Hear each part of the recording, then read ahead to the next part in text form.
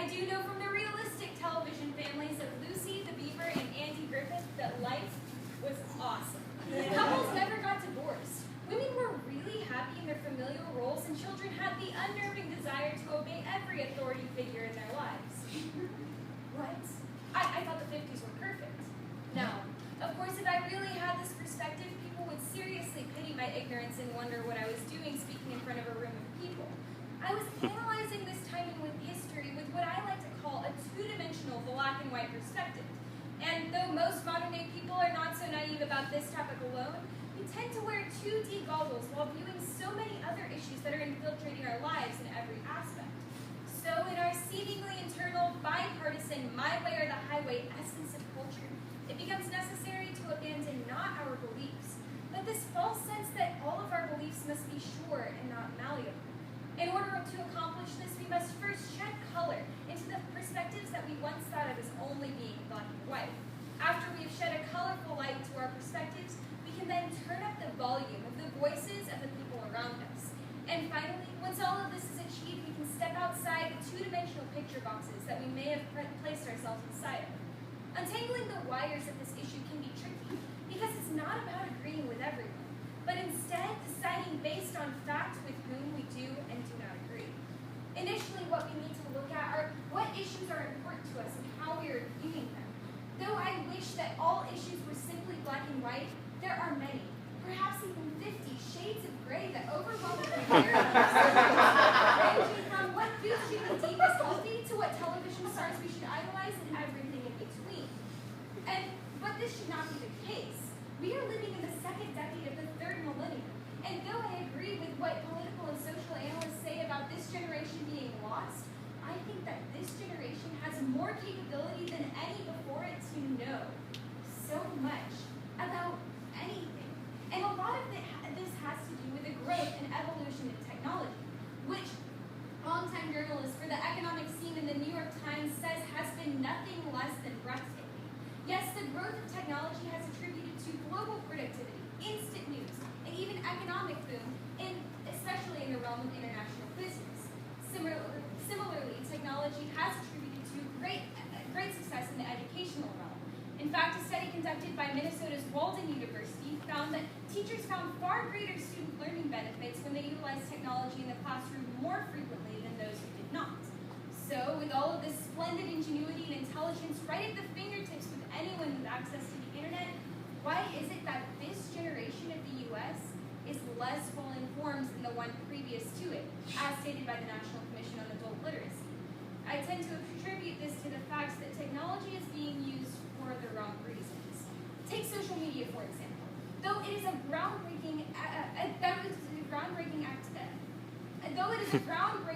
invention that has attributed to many connections and growth in the things that we know around the world, young Twitter users, including but not limited to Kanye West, Taylor Swift, Justin Bieber, and Nicki Minaj, utilize this groundbreaking social media technology for subtweeting, subliminal tweeting, which is personally attacking a person without actually mentioning their name in a tweet, instead of for sharing well-thought-out opinions free of unreliable resources, or for connecting with their fans or even family. This technology has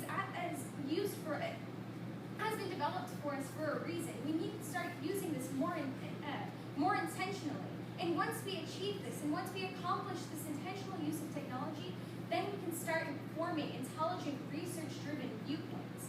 And once this is accomplished, we can start using our logical analyzing skills in order to start listening to other people. So once well-formed opinions are formed and we start putting color back into our black and white perspectives, then the volume of the voices of the people around us can be unmuted. If we start listening and understanding other people's perspectives, they may start listening and understanding our perspective.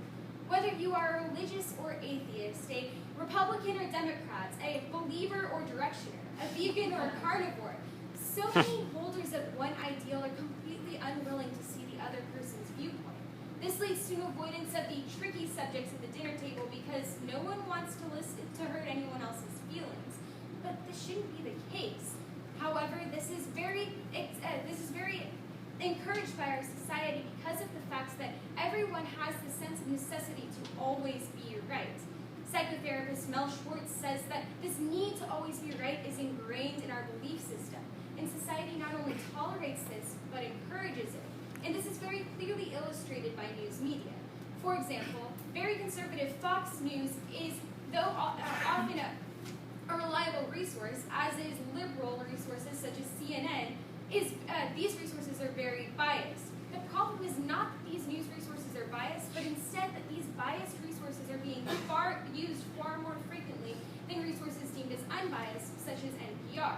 In fact, a study conducted by the Pew Research Center in 2012 found that 60% of those who identified themselves as conservative use only or primarily Fox News, and 50% of those who identify themselves as liberal use primarily or only CNN or MSNBC, whereas the use of NPR and the New York Times accounted for only 1% of either group. What this tells me is that people are only willing to listen to those with whom they already agree. But this can't be the case if we desire to form any kind of relationships. We have to be willing to listen and understand other people. People have an inherent desire to be understood that is almost as great as their desire to be right.